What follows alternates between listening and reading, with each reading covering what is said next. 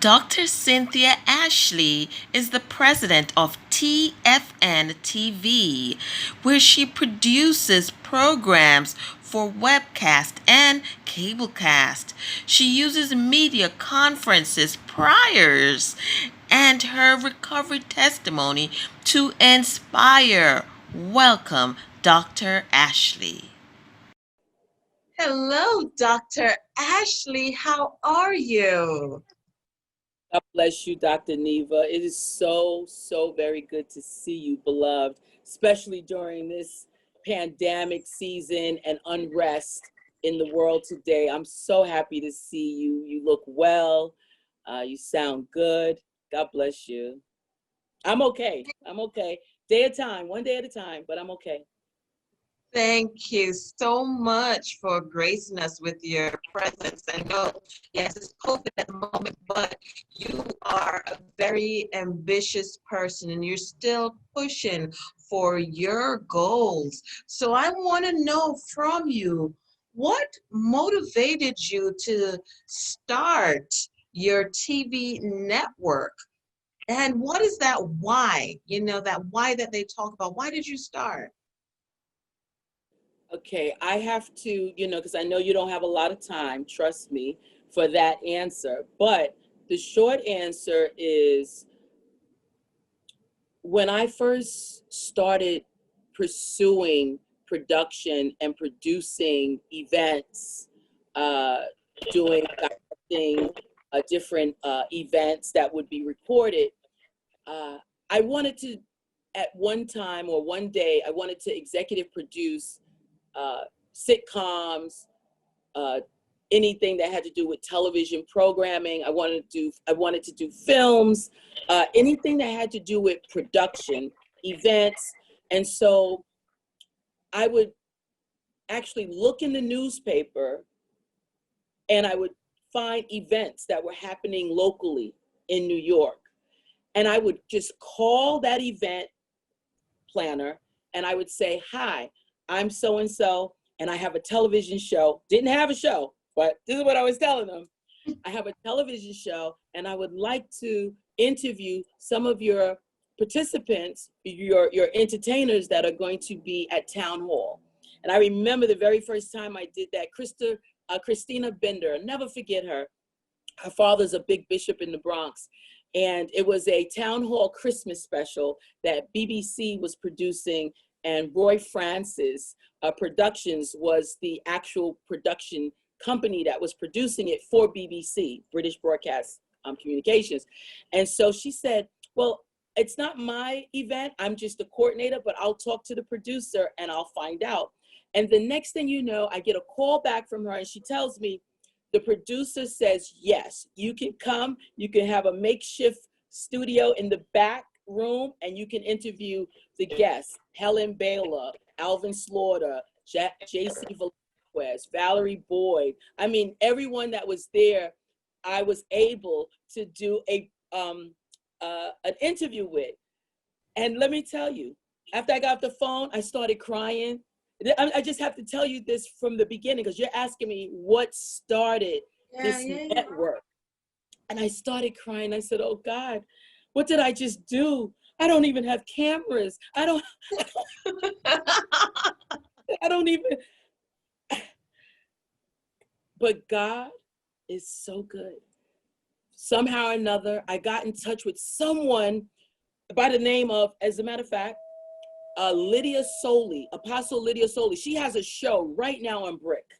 Right now, she's been airing on Brick for years. And somehow someone gave me her contact. I called her. She said, "Don't worry, dear. If God allowed you to get a yes, God is going to allow you to have what you need to do what you need to do. So call this person and see if they could come, blah, blah." Long story short, I had someone there with a camera. We was there in town hall down in the city interviewing Helen Baylor, Alvin Slaughter, JC Velasquez, all of the gospel artists that were there for that Christmas special that was being produced by Roy Francis Productions for BBC. That's how this network got started. From that moment forward, I knew that I was going to be producing shows because it was in me. I had written it down, and I just started.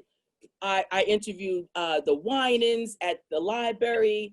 I mean, every time that anyone came, I had shows. So now I found myself with all this footage. Right. I've done the WOW, everything at the Motown Cafe when it was down the city. I had all this footage, but nowhere to air it. Where was I going to air this stuff? I was supposed to have a show, remember, that was airing. Well, lo and behold, there's a gentleman, pastor. He happens to be a pastor, David Jenkins. And I'm shouting out these people because I give credit to where credit is due. And Of course, so, yes. and I'm remembering the names. That's the miracle. You know, it's been so long. We're talking about 20 years or longer now. And so I called David Jenkins. At the time, I don't even think he was a pastor, but he's a pastor today. And he worked down on 57th Street at a smaller studio that artists would come through with. There was a host that used to interview hip hop artists and everything. So when I called him, I told him, I said, listen, I'm trying to get my show to air on, you know, I guess cable networks, you know, whatever. And so he said, you know what? I'm the director of programming. Why don't you take a course in field production, in studio production? That's going to help you to learn more about what you're involved in right now, because it's good to know everything that you need to know about what you're doing, right? And that's what I did. And so I started at a community hub called BronxNet, right? And it's in the Bronx, and it's very similar to BRIC, which is the Brooklyn Cable Network, and all of the other ones, Quebec and Staten Island. Every community, most communities have a PEG, Public Education and Government Access Channel. And that's how I started airing my show. I did my first pilot, and the next thing you know, I was airing on BronxNet, and then the rest is history. I went to BronxNet, I went to Brooklyn, I went to Queens, I went everywhere. And then finally, my son, he says, Ma, why don't you go ahead and launch a network? You have all these shows. And I said, a network? He said, yeah. I said, wow, I didn't really think about it. He said, people that have, you know, record labels and people who have, or records, people that write books, they have book tours, book signing, people who have record release listening parties. He says, Ma, you have been building shows. You've been producing shows. You have so many hours. You basically have a network. And I said, wow. And guess what? A show called Total Faith Show, which is still in existence today, that started on community access, took me to having now Total Faith Network television and media enterprises. So my network began with one show that blossomed into a network, a television. I'm Black owned and operated, family independent television network. Now, you know what? My second question was going to be, what's your vision? But I just noticed that your vision, in a sense, came from your son, because he saw into the future, like what you should become, your greatness. Yeah. But how did you get others? Thank you for saying it, Eva. That's so true. I'm so proud of my son. I'm so proud of my son. But yes. But how do you get people to buy into your vision? Because, you know, sometimes that's not easy for people to say, well, you know, they're going to be like, oh, there's so many different stations or whatever. What makes yours different? So, you know. You know, Neva, that is an ongoing process, and we continue to progress. I can tell you that, you know, it's work. It's hard work. Doing television or any type of production is a lot of work. You really have to have a heart for this, because the weak-hearted won't last in this industry. I know people who given up, and that's why when my teacher who taught me about in-studio production and in, you know, field production, he would always say, whatever you do, make sure you do it in excellence. Just because you're airing on a community network such as BronxNet, you still give excellence. Don't ever give, because he says there's some people that are on these cable community networks and their shows look like crap. You know, he said, don't you ever be one of those kind of producers. Give excellence. Let your show shine. Act like you part of the big boys, like you part of the conglomerates, the NBCs, the ABCs, even though you're working with limited money, limited budgeting, limited staff, but give your best. And so with that kind of training and teaching, I really took that to heart. And he said also, some days you're not going to want to do it. Some days you're going to feel like, why is all this worth it? But if you're really in it, you'll stick to it and you will do it and you will become just what you are setting your mind to do. And that was Roderick Giles who taught me. Roderick, shout out to Roderick Giles, who was my teacher in terms of learning how to, I know how to operate cameras, do lighting. I know how to do aesthetics. I was taught how to do studio, technical. I know how to do it all, but I don't do it now. But when I hire someone to do it, or when people work with me, they better know what they're doing, because I will know. I will know, including editing. I do it all, Neva. So to answer your question, it's a lot of work, but it's well worth it. I have some milestones that I can attribute to what has happened with Total Faith Network. Because I've been airing on television, linear, through cable networks like Altris now, but it used to be Cablevision up here, you know, Time Warner, RCN, you know, because you air on all those networks as well. What happened is when I would air on those networks, we would air in different pockets across the tri-state region, if you will, right? In the beginning, I only started out with BronxNet, right? But I ended up with so many community media hubs up to Massachusetts, Vermont, out to California. So I don't just air I don't just do community television here in New York. I do community television across the country on PEG channels, because I know I have sponsors out across the country. So I'm able to air our shows on those networks without commercials, you know, just like what we have to do, because it's, you know, FCC regulations. You cannot solicit money. You cannot have commercials. You can have underwriters, but you cannot have, you know, paid commercials, etc. So what I did is I took my community media to another level. So to answer your question, I worked hard at getting and thinking ahead, that I didn't want to just do community media. I want to also do commercial television. So what happened is I learned about lease access. Lease access are the same channels or the same networks that we air on that you pay, and you can air commercials. Nice. And so I began to advance. And so when I began to do that, that meant that I had to build a budget now. I had to raise some money. Now, your question is, how did I do it? Because how did I get people to buy in? So what I began to do is I started to let people know, become an underwriter, what we're doing.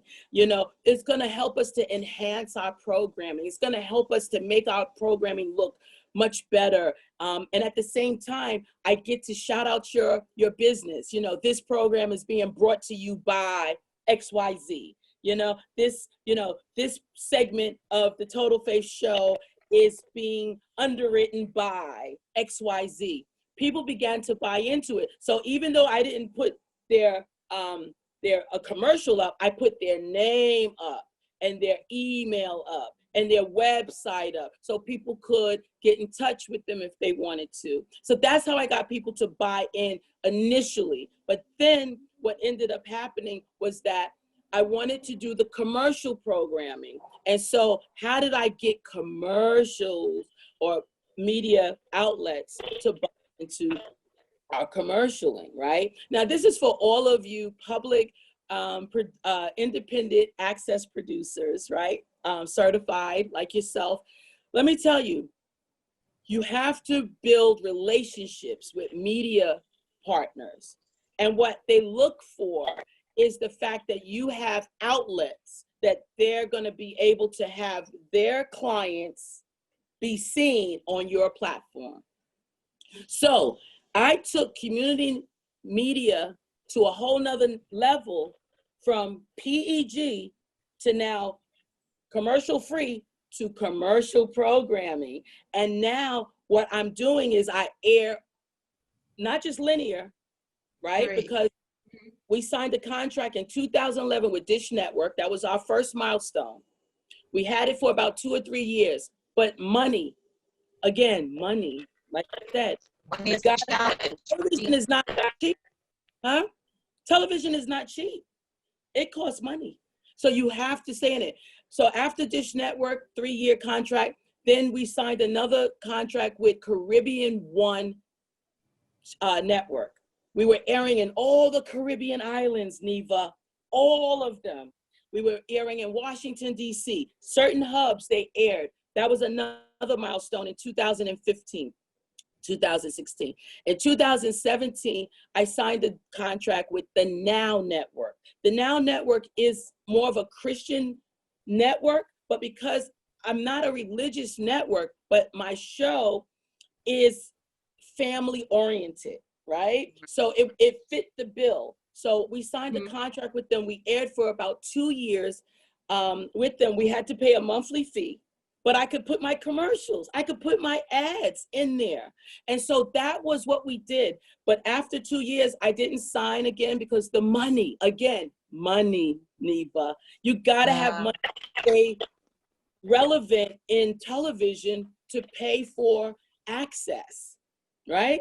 And so what I've done now is I decided if I'm going to have this money that I need to invest in having people, I said, you know what? I'm going to build my own, or have someone, pay someone to build a digital channel for us. So this year, we just launched a digital channel on Roku, because now we're going to control more. I can take your show now. I can take any producer, access producer that fits our bill. You know, there's a criteria, right? Of course. And then air on our digital channel, stream on our digital channel. And now I'm going to help other producers like you make money. Why? Because we are offering, can I say this or no? On your, but anyway. Yeah, go ahead. You never know who is listening and want the information. Yes. Oh, well, we're offering, because of my son, as you said, my son is brilliant, brilliant. We're offering to any content provider that submits a program or a movie or a TV series to us, we're offering to them 30% of our advertising dollars. There's no other independent, Black-owned and operated television network that's doing that. And guess what? We're not part of the conglomerate. I'm not part of the Viacoms and the Universals and the Murdochs and the NBCs. We are an independent, Black-owned and operated television network that is offering to independents like you 30% of our media advertisers. That's a nice chunk, a very nice chunk. I mean, many different platforms are not giving that to anyone at all, which goes into one of my next questions. Like, how do you plan to keep up with the big boys? Well, see, this is the thing. That's not my goal. My goal is not to go mainstream. That's not my goal. It was never my goal to go mainstream, because I will not allow mainstream to control my content, because I am a media literacy educator. Okay, I have my doctorate in that area. I did study and research on how media influences not only your identity, not only your growth and development and your self-esteem, and anything that has to do with productivity of one's life, but also anyone that controls the media controls not only your history, but also your present, your future, and your culture. So I'm here to counteract what mainstream does. They're all about getting paid. That's their goal. Their goal is to get paid by any means necessary. And subliminal messages of all of these reality shows that are destroying our community, that's destroying our culture, the way they project us typically, stereotypically, negatively, propaganda, you know, with women fighting each other over men and all of this craziness. And, you know, Yes. Come on. Yeah. We need that kind of program. We need programming that is going to inspire, educate, and challenge our people. Not, you know what they call that? They call that entertainment. You know what I call it? I call it brainwash.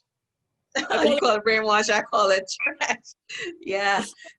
Tom Burrell, the Hall of Famer, advertising Hall of Famer that was inducted into the Advertising Hall of Fame, he wrote a book called Brainwashed. Anyone that is a producer or a content provider or producing any kind of content needs to get that book and read it, because that's what mainstream is doing. They use us. When I say us, I'm specifically talking about African Americans or Black people or people of color, but they use everybody. But they specifically really use us a lot to depict a image, to give an image of our loathing and of our murdering and selling drugs and all of this. And a lot of people buy into that. So when people meet people like yourself or myself, they're like, oh, wow, she's not like them. You know what I mean? Because Yes. they're brainwashed. And sometimes they don't know how to treat us because we're not like them. So I'm not trying to go mainstream. I want our goal as Total Faith Network, television, media, enterprise, our goal is to have our own niche, have people who like what we're doing. And guess what? YouTube and all those other platforms, I will not build them up because they're giving people crumbs. Okay, they're getting all the money and people are getting crumbs. They're building them, sending all the traffic. No, use YouTube to direct people to your website. Use YouTube and those other platforms. Give them a little tidbit. Hey, so and so and so. You want to see more? Go to www.totalfaithnetwork.com and see more. Build your network. Yes. Dr. Cynthia Ashley, thank you so much for speaking with us and sharing your goal, showing us that you are that goal. You focus on your goal and you dig and you keep on moving. All right. I appreciate you. I appreciate the information that you shared today. Thank you, Dr. Neva. I appreciate you because of the work that you're doing in media. We need more people like you who are appealing to the people to do better, to be better, to have better. You know, you gotta keep digging. You gotta have goals. You have to have vision. You have to have drive. And I'm not talking about the kind of drive where, you know, you're so driven that you drive yourself into debt or you drive yourself into a breakdown or, you know, a meltdown. I'm not talking about that kind of drive when you're driving on this highway of the internet, all this traffic. You got to find a way to get people to find you and all this traffic that's on the internet. No, I'm talking about specifically being goal oriented and task driven to knowing that what you have to do is have relationships with people, because relationships is what gives you access. See, people don't understand when you have a relationship, you have access to what they have. And I've been preaching that, I've been talking about that, but people never got it until the pandemic. Now everybody gets it because now the whole world realizes, oh, we are global citizens. I've been preaching that for years. We're global citizens. Yes. And the definitely. pandemic proved that. And I write about that in my book. You know, I wish I would have brought it outside with me, but I published a few books, and one in particular is about the media, the war on females in mainstream media, especially females of color. I talk about how they target us. And that's why a lot of women percentage wise, I would say about 80% of the women that look like you and me have bought into the big lie.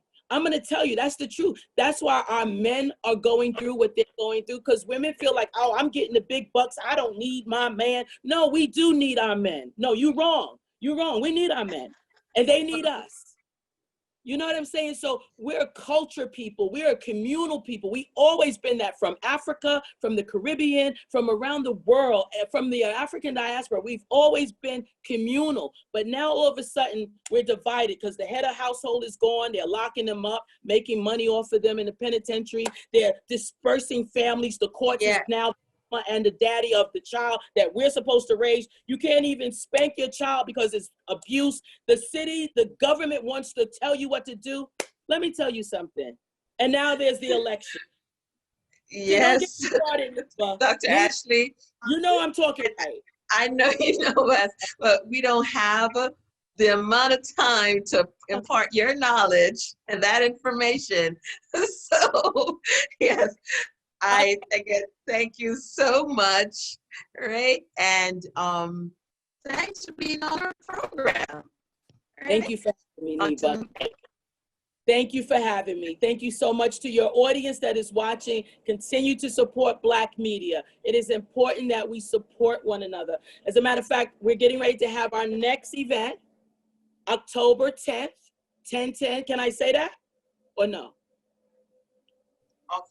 October 10th.